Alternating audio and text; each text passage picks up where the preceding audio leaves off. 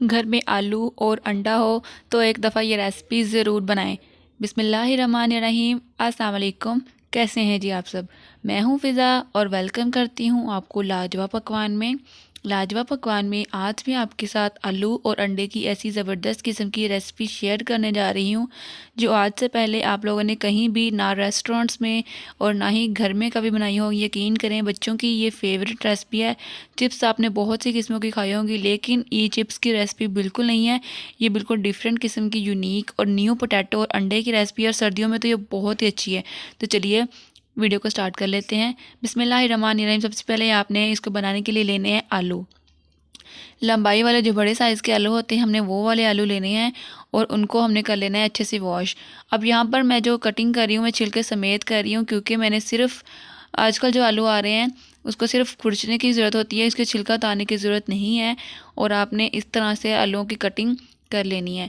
ये देखिए लंबाई के साइज़ वाले जो आलू होते हैं जो बड़े वाले होते हैं उससे जो आपकी फ्राइज़ होती है वो ज़्यादा बेहतर बनती है। और ये देखें इस तरह से हमने सारी कटिंग कर लेनी है।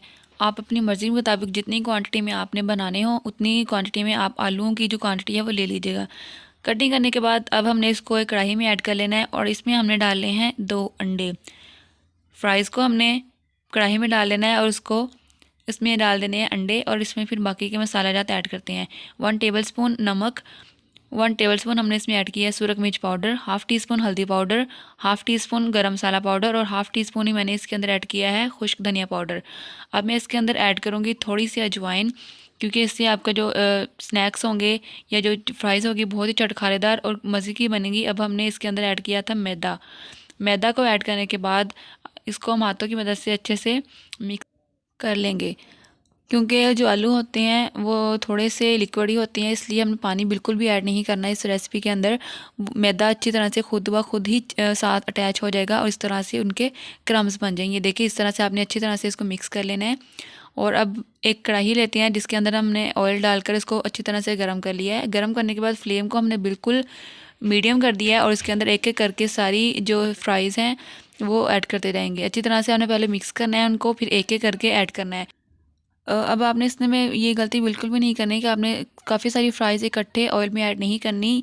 इससे जो होंगे एक तो आपके क्रम्स जो होंगे वो टूट जाएंगे और दूसरा ये होगा कि जो फ्राइज़ होगी आपस में चिपक जाएगी और ये आपकी रेसिपी बिल्कुल ख़राब हो जाएगी।